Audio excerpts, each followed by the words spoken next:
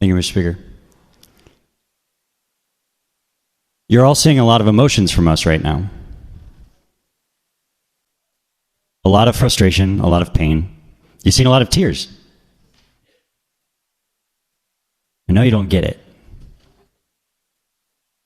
You might even think we're putting on a show. Maybe some of you do get it, but you're doing it anyway.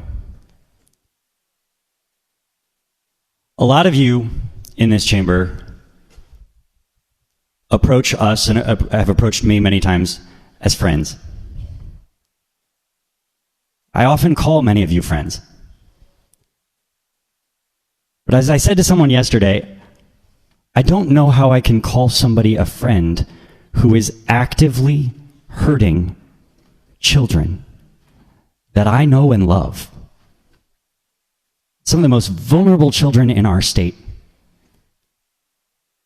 Now, I try to remind myself that a lot of you don't think you're hurting children, right?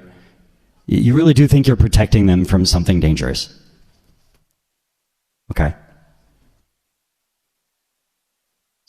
Who do you know that you're protecting?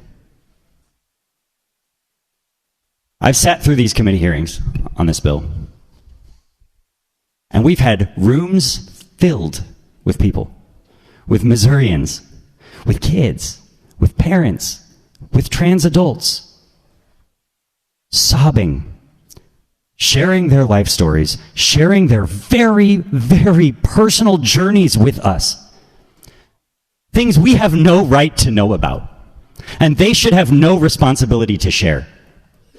They've poured their hearts out to us, begging for you all to hear them and listen. Not a single Missourian came to these committees and said, these procedures abused me, these procedures hurt me, these procedures should be banned.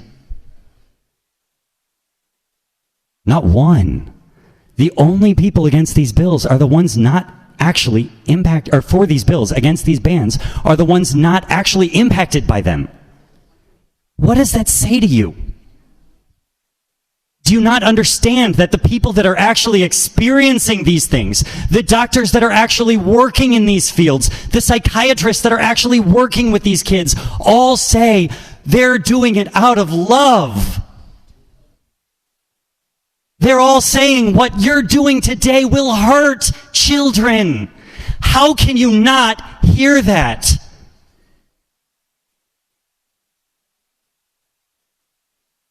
Two days ago, after this bill was perfected, we had a hearing on the Senate version of it. We had kids sobbing in the room who were not even allowed to speak about a bill that would prohibit them from doing what they need for their health and lives. We had some incredible parents talk about the experience their kids have had being welcomed and loved by their communities for who they are. And how they're going to have to leave. They're going to have to leave. And that's not just bad for them. That's bad for every one of us and the communities we live in. We are losing valuable members, integral members of our communities. Our friends, our family members that are going to leave. And that also means we're losing an important part of the broad range of humanity in all of its diverse beauty, and our opportunity to experience these beautiful, wonderful humans and learn about their life experiences and their journeys. We will lose that. That hurts all of us.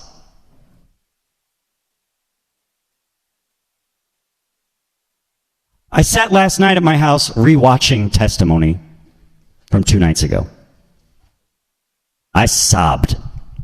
How many of you watched it even once?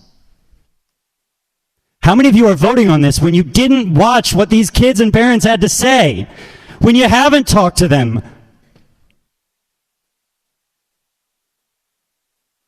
So no, I don't know how I can call any of you friends. You come and ask me about my daughter's health and how much you care about my daughter's seizures and how is she doing this week. Thanks for asking. I'm glad you care about my kid. Do you care about the other kids in our state and their parents that are trying desperately to do what their kids need? What their doctors all say they need?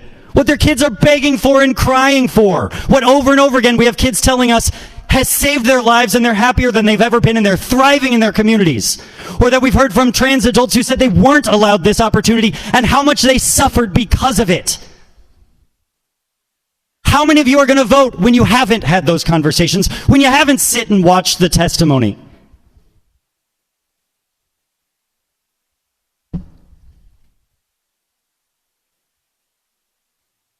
This is as personal as it gets.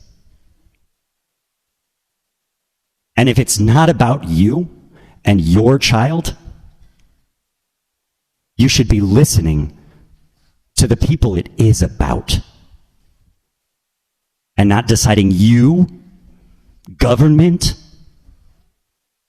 know better than them and their doctors about their complex personal journeys. I beg you, it's not just us that are going to have trouble calling you a friend. It's your kids.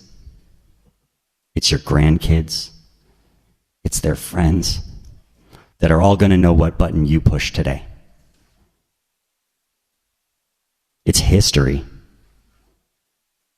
How are your grandkids going to look at you in 10 years, in 15 years, in 20 years? Because guess what? We know where this is going in this world.